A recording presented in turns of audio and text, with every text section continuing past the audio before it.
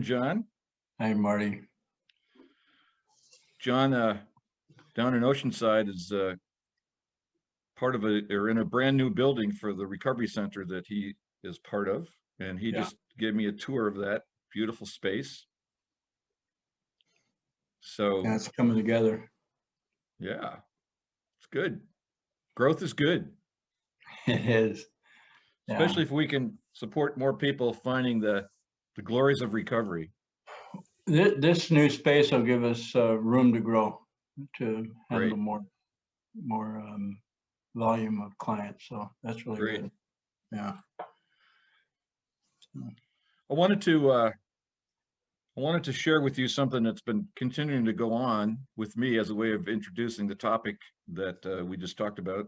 So when you and I had a conversation about my completing my book, I think it was a couple weeks ago now, and I was dealing with an emotional response that showed up in my mind as inadequate, not good enough, don't dare expose thoughts people might disagree with, because disagreement equals no love.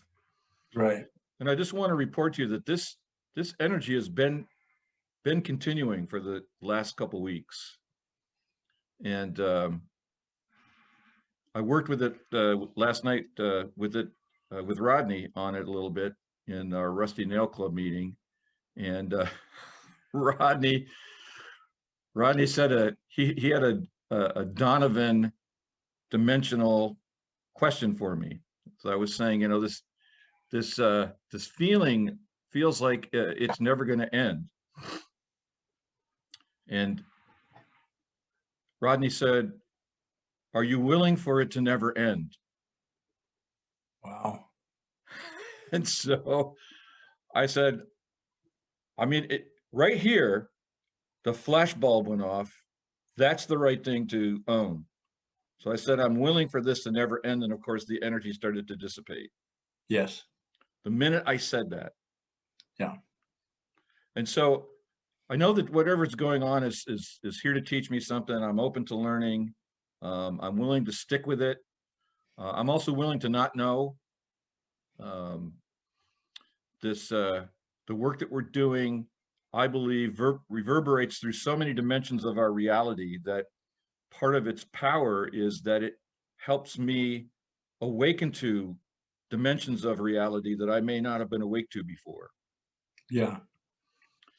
And so we talked about, I start the book that I just finished, which you just got a copy of. I start the book off with a quote from Carl Jung. I'd like to read it and get your thoughts about it, because I think it's Jung's version of what I just said in terms of my own specific experience. Jung said, "We should not pretend to understand the world only by the intellect. We apprehend it just as much by feeling. Therefore, the judgment of the intellect is at best only the half of truth, and must, if it be honest, that is the intellect, be honest, also come to an understanding of its inadequacy." Yeah. Yeah. And for me, the power of this work, of the accountability work, is that it takes me to that feeling in a way that nothing else I've ever experienced in life has ever done. Yes.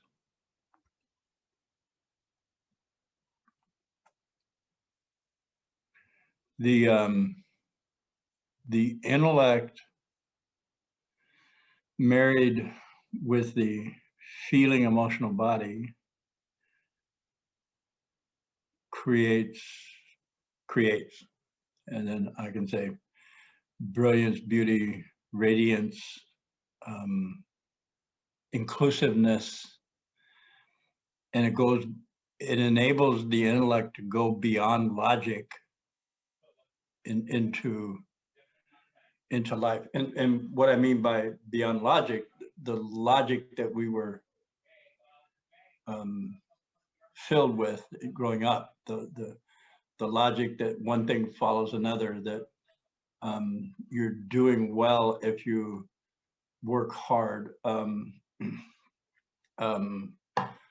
work yourself out of it. It's like, will it ever end? And logically, it's reasonable to say you want it to end and then Right. fix it. And that fix it concretizes it, because in order for me to fix it, it has to be there, one of the ways, and there's many different ways that this works. So my focus is on it, even especially, well, it's on it if I say I want it or I don't want it. It is where the focus is. And logically, the way I've been trained, work hard, get good grades, figure it out, think. There's a way to fix it, because don't you know, everybody else has fixed it. Look at them, they're all happy. I'm judging my insides by their outsides. And then when you step into this illogical feeling place, willingness to let it be forever, and it just falls away. It just dissipates, because the focus has been taken off of it. The resistance has left. The fighting it is no longer there. There was a scene in Merlin where his sister, I believe, was the bad witch. And there was a point where she was about ready to dominate. And all he did was have the people turn their back on her. And then she started like making all kinds of noises, you know, look at me, look at me, look at me. And as they were walking away from her, she just faded into nothingness. And that works internally with us. If I'm focused on being a good person, being a productive person, and I'm trying to fix stuff, then there's always going to be things for me to fix. If I'm okay with the way it is, and a lot of what I'm saying needs qualification. If I'm okay, if I'm willing to experience, and depression comes to my mind. As soon as I become willing to experience depression, there's a lift. I had a friend that was a priest, and he was up in Chico, and he gathered all the ministers of the area, and they were all depressed. They were all feeling some sort of depression, and they met, and somebody got the idea to get up, start dancing around the room, and just saying, we're all depressed, and it became this song. And they were just singing and being goofy, and they found that was joyful in the moment when they accepted it. It's like they reveled in it. One time you asked me questions, what are you doing? And I said, I'm reveling in my character defects. And that's what we're talking about. I have these, and I'm okay. I have value no matter what the behavior is. The internal value is always there. So It's funny you say that, because in the meeting last night, as we closed out the work, we always set an intention for the week, and it was my intention to revel in my resistance. Yeah. Something that we uncovered in doing work during the meeting, and it's all of that is about transcending the logic that says that doesn't make any sense. Right. And that's why I love this quote from Jung, because what I've discovered, we've talked about this on the podcast in the past, is that oftentimes my mind is not my ally in doing this work. And one of the insights I came to as I was writing the book, again, I've shared this on the podcast, is that's because my emotional state came first and trained my thinking structure, so that the logic got hijacked in order to keep the straitjacket on, so that when I have this emotional state, my mind immediately goes to explaining it or whatever, which keeps Right. me out of transcendence, or keeps me out of the feeling, so that I can go into what the gift is. Because, you know, John, it's just really become clear to me in the last few weeks how I continually gravitate back to the emotional feeling of my family of origin. I call that home Yes. base now. It's like, Yeah. it's like, and it's there, and it's there, and it's part of me. And I have not yet gotten to the point. I'm just listening to myself speak. I haven't gotten to the point where I'm blessing it and allowing it to be, and noticing when I'm trying to resist it. And it's like, no, it's my ally. Yes. It's my buddy. Hmm. And again, that's not something that could logically be arrived. I couldn't arrive at by logic anyway. Maybe others could, but I couldn't ever reason myself to that. I had to be willing to go through the feeling body and continue to revisit it over and over and over again over the course of the years since we've been doing this work together, to find that integration that you were saying, talking about a few minutes ago. Because I'm not trying to get rid of my thinking any more than I'm trying to get rid of my emotion. I'm looking to see how they partner. Right. And how they support one another, because the next level up is the intuitive body. So I want my mind and my feeling body to now integrate with my intuitive body, so that there's just this one thing going on in terms of personal identification. I am this body, mind, soul. Yes. And everything that goes on inside me is an activity of that integrated reality. And it starts with the feeling.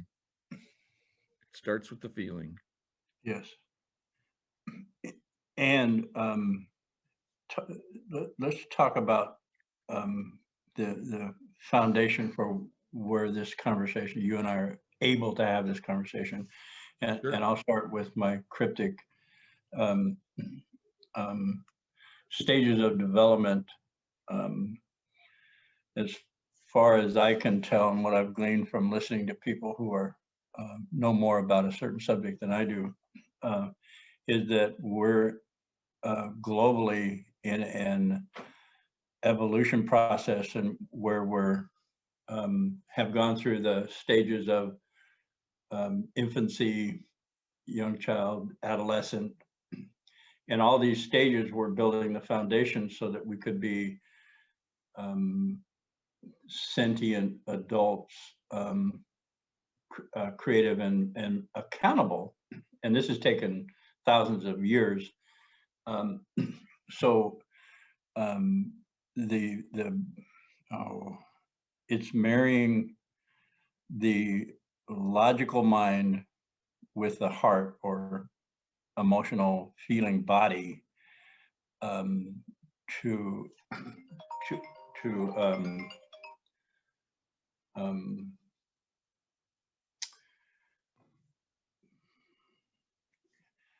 um, give us the capacity to be responsible in our creation. In other words, if I had this power at 7, I'd have been a little hellion, and I'd have, like, made all the people around me be different, and messed up the learning process, because I wasn't mature enough to handle this. Right. I am at a stage where this development we're transforming into this conscious creative beings, and it's right on time. And there's more. So we do what we're doing here, and then we get to, like, I would like to see the global consciousness as wise old sage, and I don't know how far away from that we are. So I'm willing to do my part, and my part is putting myself out there, talking to people about this, standing in the courage of my convictions that this is what we need to do right now. This is where we're at, and I'm willing to do whatever it takes to move to the next level, personally, and race consciously or globally. And that's a slow process.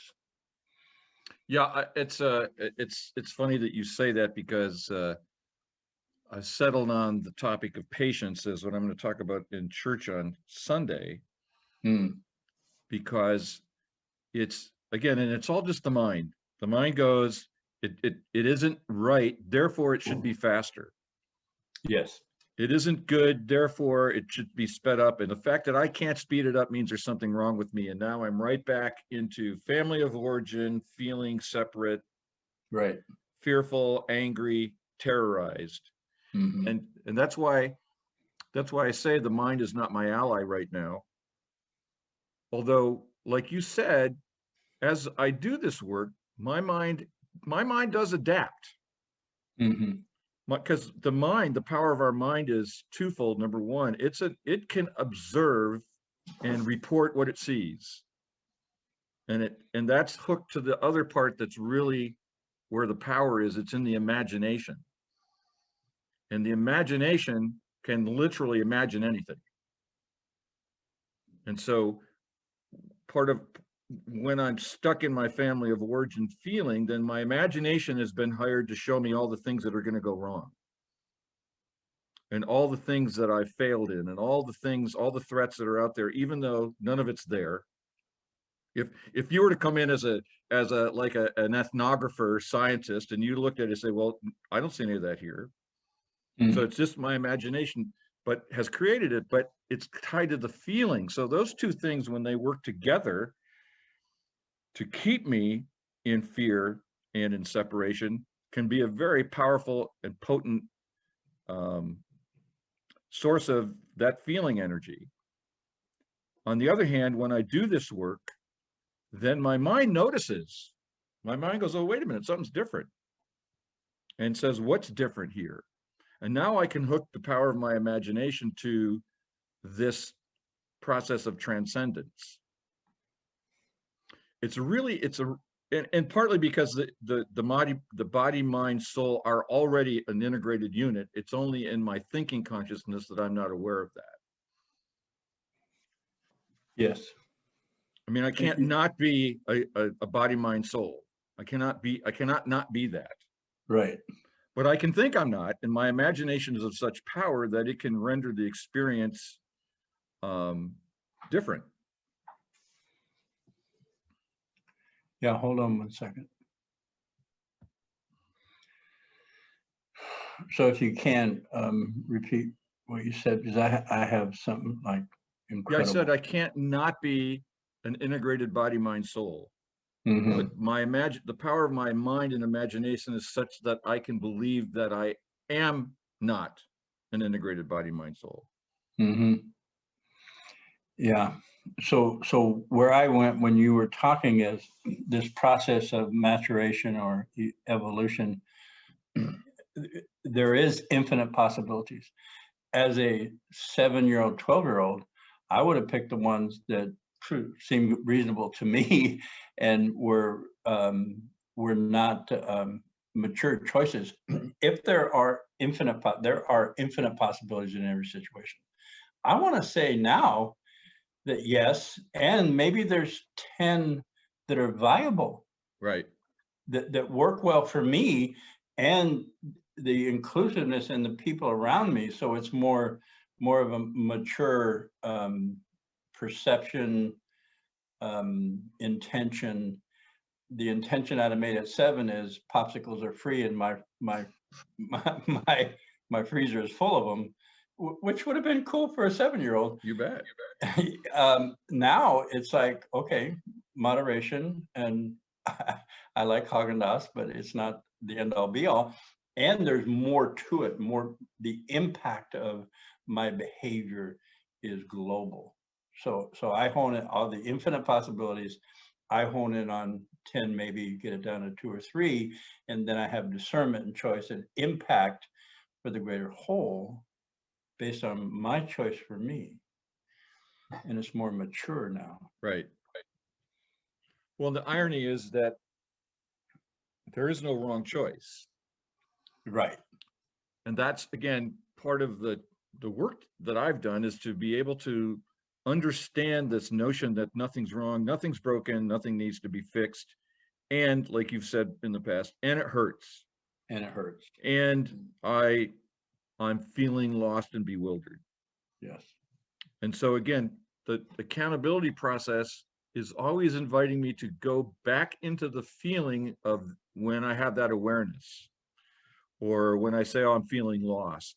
Okay, well, what does lost actually feel like? What's the feeling state of being lost?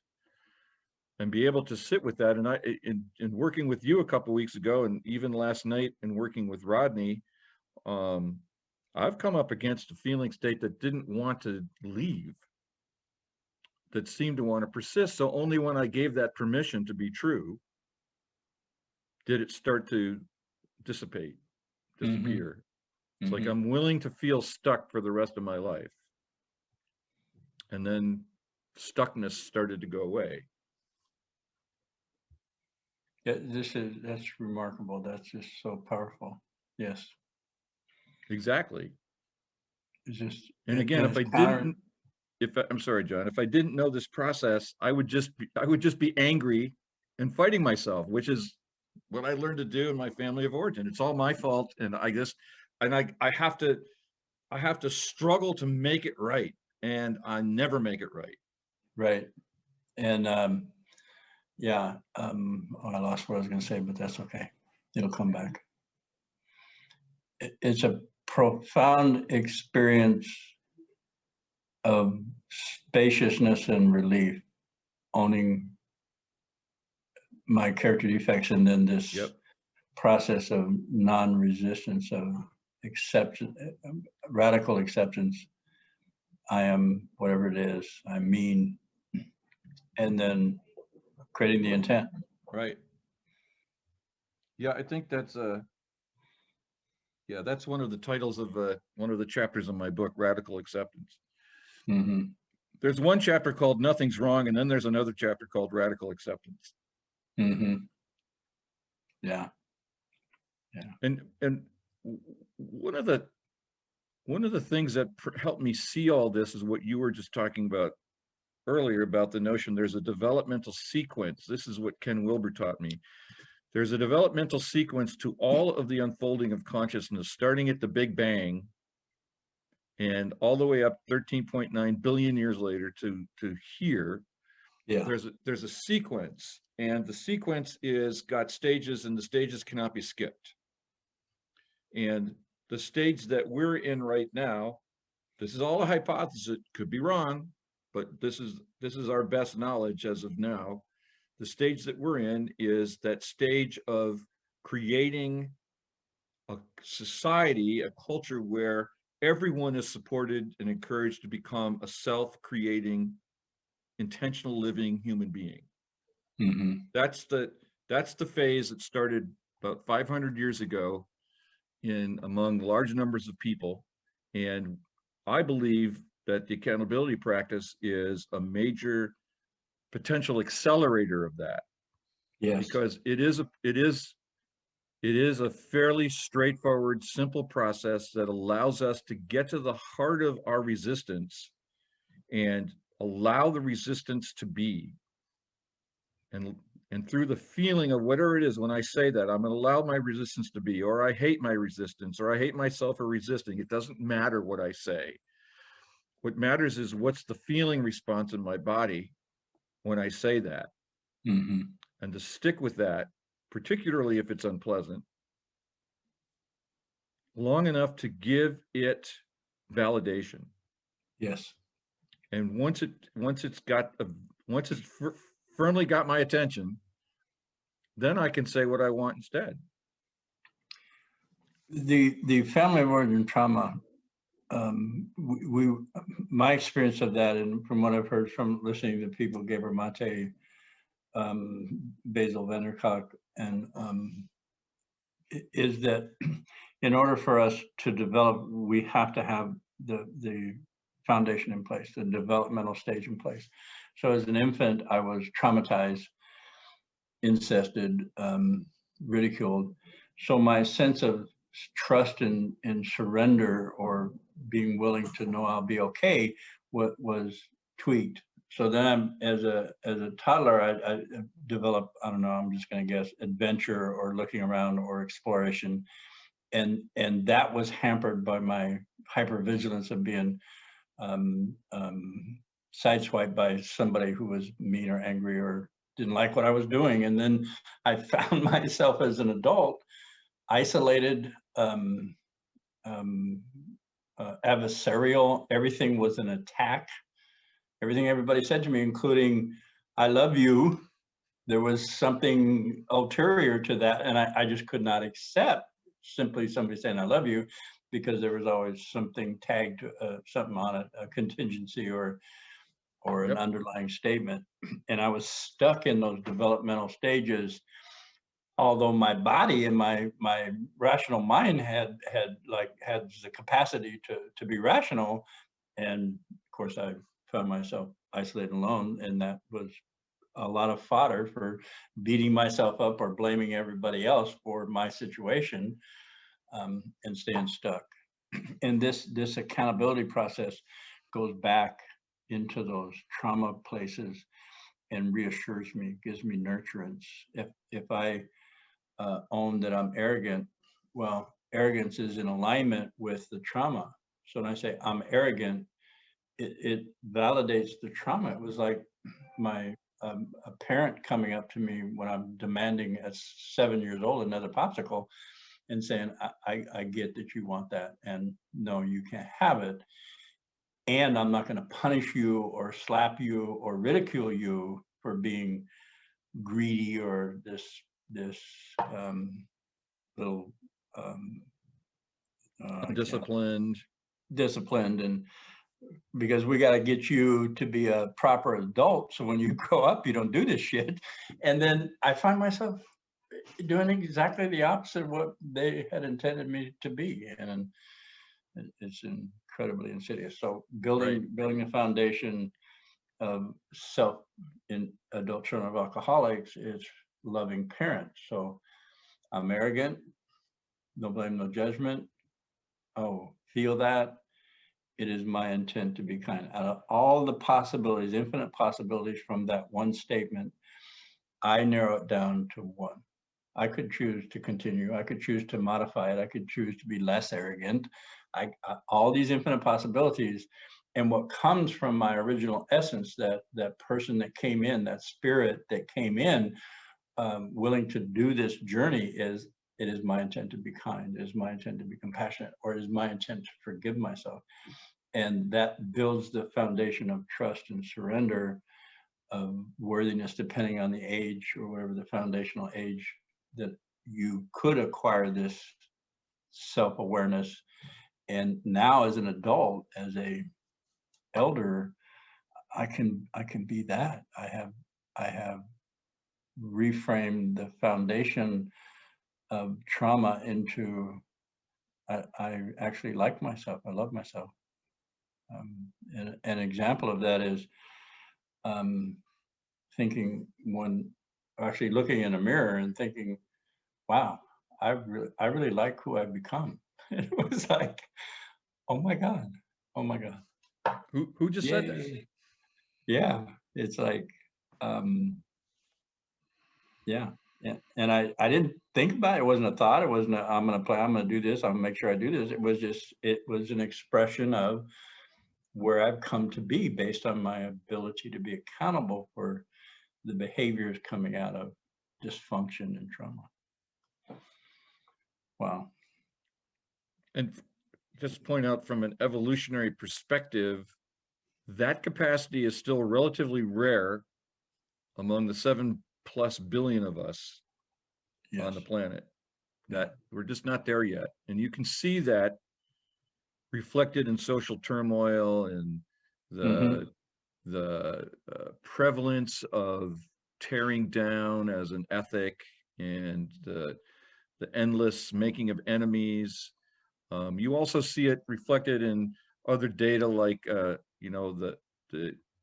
incredible indebtedness that not just this country, but all around the world, people just borrow money indiscriminately.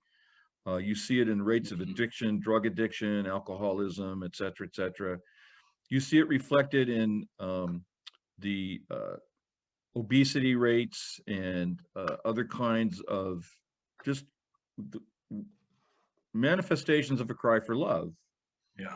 That doesn't know how to get it.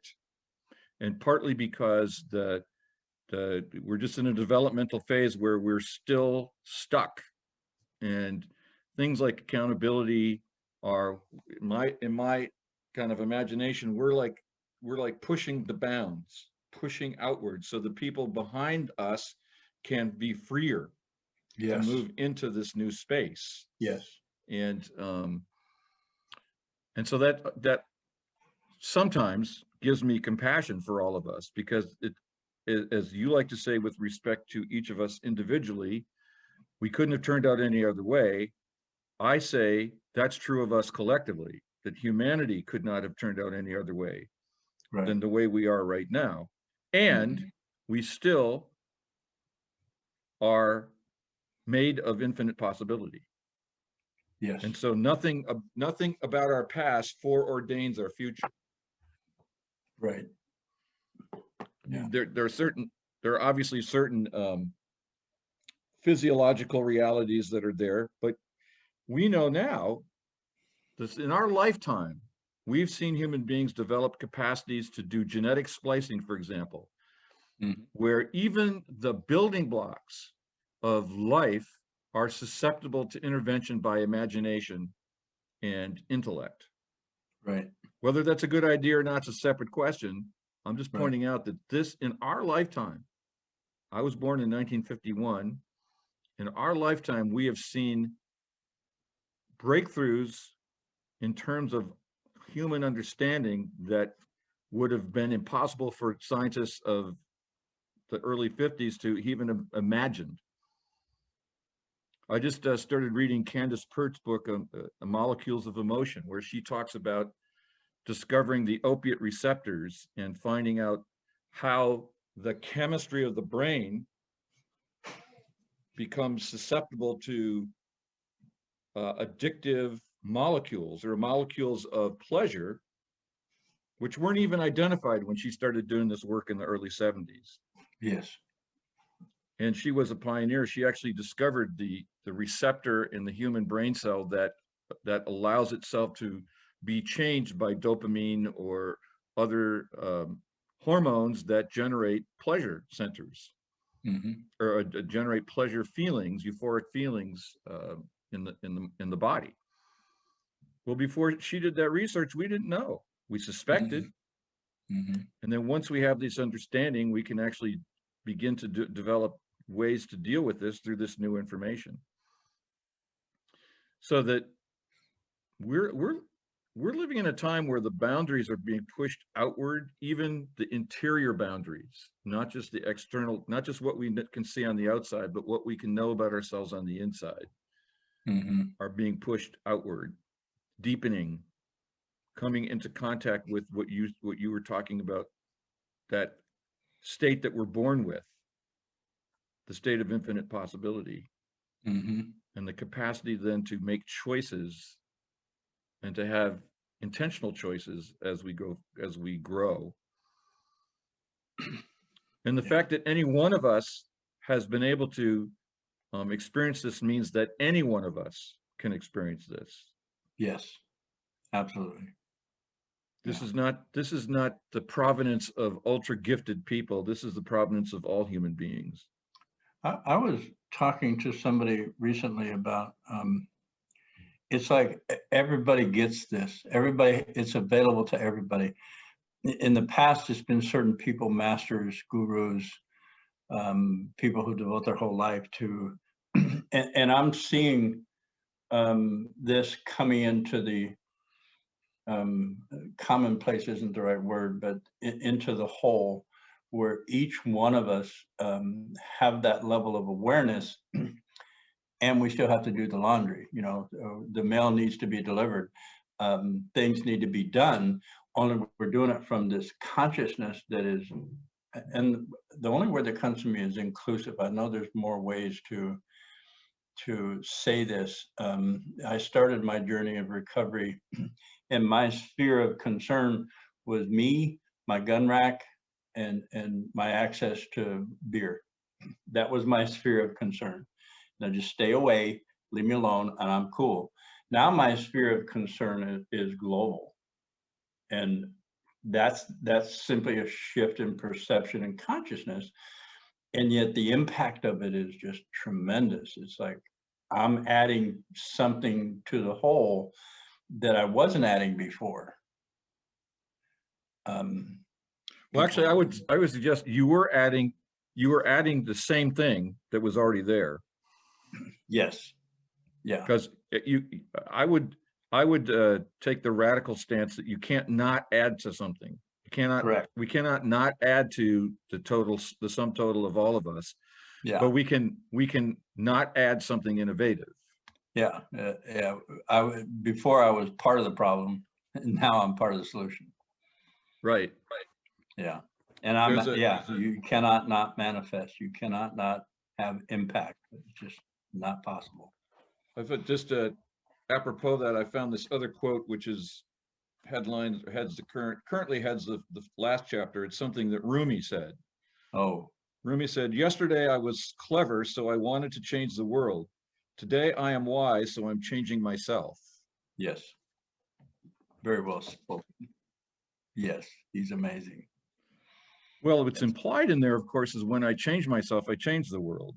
Yes, you cannot not. Exactly. If I'm part of it, it just cannot be not changed. Exactly. And then the discernment to the quality of change out of all the infinite possibilities is what we're developing. And from a perspective of what I learned from Ken Wilber, what we're also doing is we're learning a new identity. I like that. So identity answers the question, who am I? And I can answer the question, I'm a victim of my childhood. No, that's one identity, and it's a perfectly fine and common identity. And as we go through this process, we discover that I am the creator of my life. And that's an identity with a different power to it. Mm-hmm. And that's what, again, accountability helps us begin to experience, as we see how when we do this work, things shift, and we notice that they shifted because we chose to make intentions. We chose to be willing to allow certain things to happen. We chose to give ourselves permission to allow things to be the way they are. And over time, we notice that things are different. And I'm completely cool with allowing as to how the mechanism of that may be the divine higher power mechanism. I don't claim personal qualification to say that I personally made that happen, but I initiated it. I said yes to something, and it's that if we don't say the yes, we don't get it. Right. And so then over time, I can become identified. Who am I? I am the creator of my life. I can wake up in the morning and say, who am I? I'm the one that's going to create today. Mm-hmm. And then I can say, well, what do I want to create today? Mm-hmm. Yeah. And then see what happens. Yep. So that's again part of from the developmental perspective, what we're doing is we're working on elevating our identity to higher and higher versions of the self. And of course, the mystics all say that the ultimate self is the one, the capital S self, the unity of everything, the allness of the allness. Mm-hmm. And that's also the field of infinite possibility. Yes. Or that's also source energy. Those are all just words for that same singular reality. Yeah. And again, accountability is a process that helps us move toward that as an experience, not just as a thought. Yeah. As an embodied experience. Mm-hmm. I am the creator of life, of this life. Mm-hmm. And now once I identifies that, now I can join with great joy and appreciation with you and anybody else who's also similarly identified, and we can create something completely voluntary, no coercion, through agreement and sharing, telling the truth, vulnerability, all of those things, again, that we learn in doing this accountability work. And then we learn to then gift the collective with the same truth. The goal being that humanity wakes up one day and says, we are the creators of this reality. What do we want to create? Mm-hmm. It's the 100 monkey concept. When enough of us get it, it simply shifts into accessible to all. Exactly. Yeah. Wow. Exactly. Yeah. And what you get when you study this from an evolutionary or developmental perspective is you just realize certain things have to be in place in order for certain things to manifest. Right. And then once those things are in place, then the task of the succeeding generations is to work it all out, occupy the new territory. Because we're here on the backs of the ancestors. Exactly. What they did, their developmental, whatever their charge or learning, wherever they were at in the learning scale, if they hadn't done what they did, we wouldn't be able to sit here and do what we do. Exactly. So there's a lot of you can do this. I do this in the book a little bit. You can apply a Darwinian kind of analysis and just allow that everything that got expressed in the past and everything we're expressing today is an attempt to push evolution toward the next adaptation, the adaptation that makes things better and therefore survives. Mm-hmm. And all the things that we do that didn't work, those are just adaptations that were not good enough. They didn't have what it took to bring us to the next level. But how can we find out unless we experiment? Exactly. How can we find out unless we try and fail to find the one that doesn't fail? As one of my clients would ask me, well, what should I do? And I said, well, whatever you do, do it consciously so that you can see if it worked for you, if it didn't work for you. If it worked for you, I would hone that skill. And if it didn't work for you, it's good information because you can stop and look for something else. Exactly. And it's not the right decision. Whatever the decision is, conscious decisions create experience that you can take with you.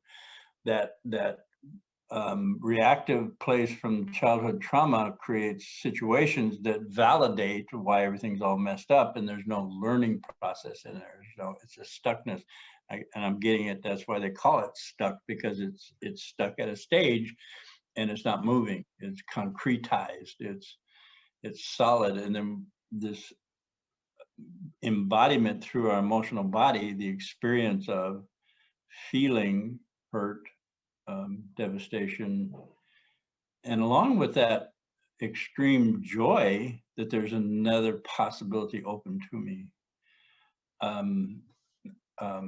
Give me, well, that's a gaining of wisdom. Wisdom is gained through experience, and experience is embodied through our emotional body, emotional feeling body. And there's something in here I would like to look at, is the actual statement of what it is, and spirit comes to mind. And right now, the concept that I have in my mind is spirit is something you can't see that has an impact, that is vital, or a motivational force. And my experience of this accountability process, and no blame, no judgment, allows me to come up with things that weren't available to me and I could say out of thin air, that were there, but I wasn't available to it because of my developmental stage stuckness. And that's the, the equation now has another level of spirit or unseen. Simply, you can call it unseen, because you can't see an emotion. You can see the effects of the emotion on people, but you cannot see the emotion. You could classify that as spiritual or spirit. And then, like, okay, what does that mean? What do I want? How am I gonna talk about this some more? Because if there's nothing wrong with the scientific method other than it misses the spiritual component of what's going on. And the church I go to, Science of Mind, it's like we're starting to use this terminology in our spiritual path. The science of spirituality. It's like if you factor in spirit to the see, taste, touch, hear, smell, there's another level of comprehension. I don't know if that's the right word. Another level of awareness that, oh, there's something going on besides what I see, what I can measure with an instrument. What's the motivating force anyway? I'm getting confused myself here. Well, nobody does it better, John. Thank you. That's one of my talents. Ken Wilber wrote a book about 20 years ago called Marriage of Sense and Soul, where he takes a look at the empiricism of spiritual evaluation. And he makes the very bold statement that what we know as empirical science is got a method by which it validates its assertions through experimentation, and then the ability to replicate that experiment, and the ability to share that experience with others so others can validate also through replication. He said, well, that actually also operates on a spiritual level. It's just got a different set of parameters, but you still can observe, you can still experiment, you can report your results, and then you can share them with others who have taken on similar experimental opportunities to validate the truth of the experience. And I thought that actually was a pretty brilliant insight, because his point is that the parameters of the scientific, the physical sciences are unique to the physical sciences, whereas the parameters of the spiritual sciences are unique to the spiritual sciences. And so you don't make a presumption that the spiritual universe behaves the same as the physical universe unless you can prove that. Right. And therefore, he says that the avatars, the Buddhas, the Jesuses, the Tibetan lamas sitting in their caves, they were all scientists of spirit, and they developed a methodology that actually has held up pretty well for centuries. Yes. Yeah. And it's demonstrable. Yes. That's one of the terms and I replicable. got from Centers for Spiritual Living, is the demonstration of this higher force, this higher power. Yeah. Exactly. And then to say, well, I don't believe it happened. Well, it just did happen. Well, where's your proof? I'm like, I don't need proof, because it's been demonstrated to me. Right. Which has been taken away from us as our experience is not viable unless it can be reduced down to proof that you can see, hear, taste, and it's not possible. And I'm open to believing that it's there as it is demonstrated in my life.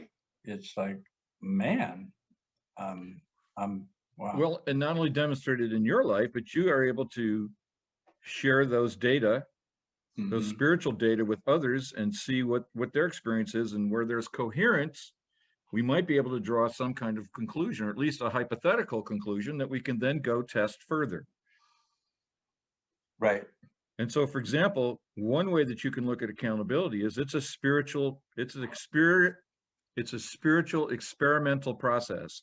It has steps that you follow, and it predicts results. Yes.